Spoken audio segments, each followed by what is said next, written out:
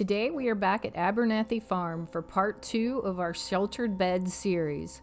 If you haven't seen part 1, I put a link in the description so you can watch that video to see our findings for common building materials that were tested. In this video, we will look at building structures and materials that were suggested by viewers in the comments section of the last video. And like last time, I found a few surprises along the way.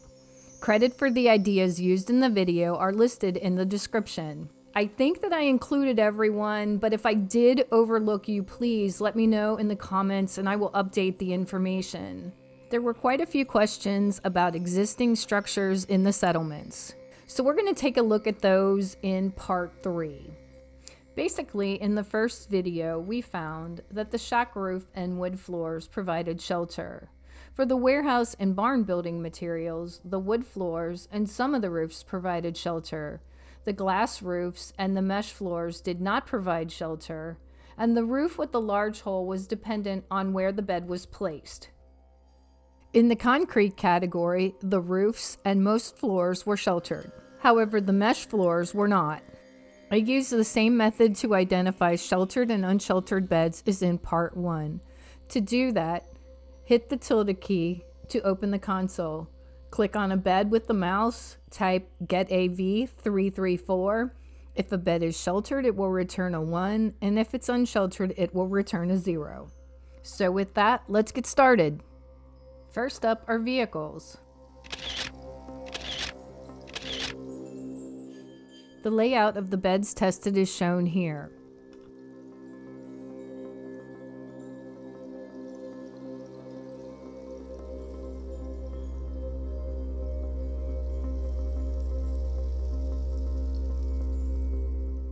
The results found that all of the vehicles provided shelter. Next are the Raider tents. It was a little difficult to record a good view of the exact layout of the beds, but I tried to place them under the umbrella of the tent as much as possible. All of the beds that were tested for the tents were found to be sheltered. Next is scaffolding.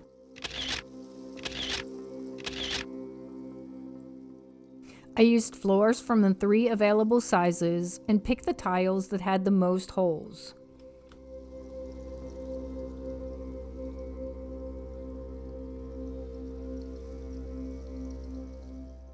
All of the scaffolding floors provided shelter.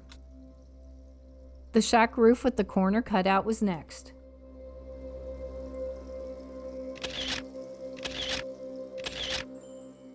In part 1, I reported that placing a bed under the corner cutout still provided shelter. However, since then, I've discovered something that's very interesting that only applies if you're using the sleeping bag. With a sloped roof, if the zipper side is away from the wall, the bed will be sheltered.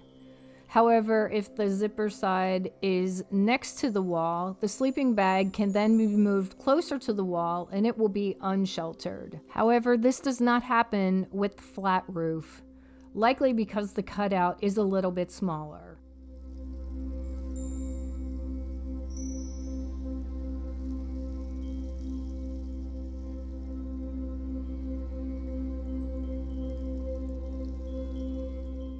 If we now configure the roofs so that the 2 holes are side by side and place a bed directly under the opening, the bed will be unsheltered for both the sloped and the flat roofs.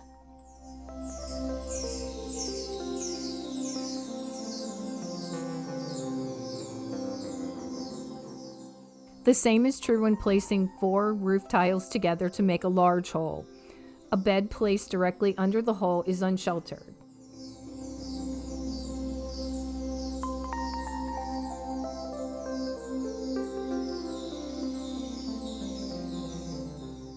Shack prefabs are next.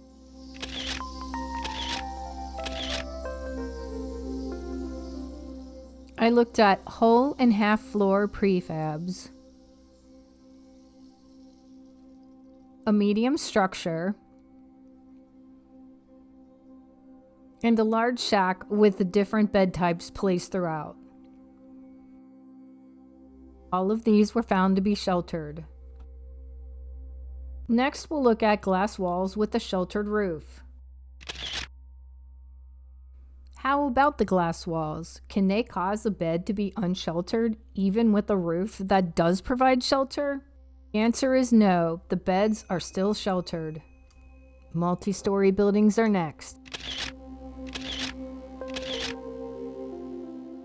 I looked at two combinations of the two-story configuration.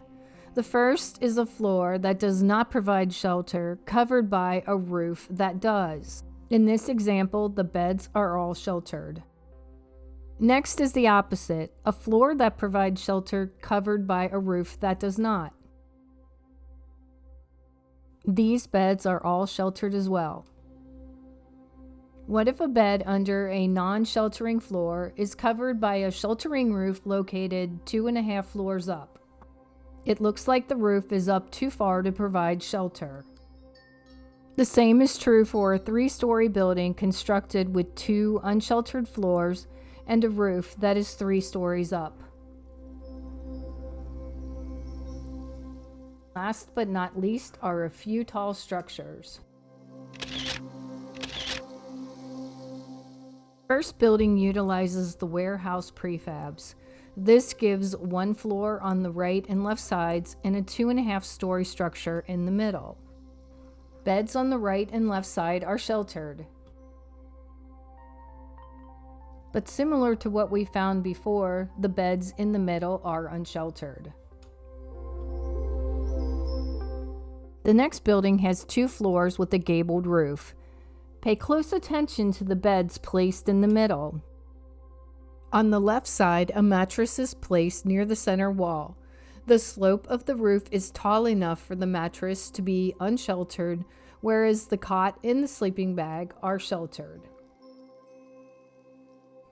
On the right side, the sleeping bag is in the center back and the cot is by the center wall.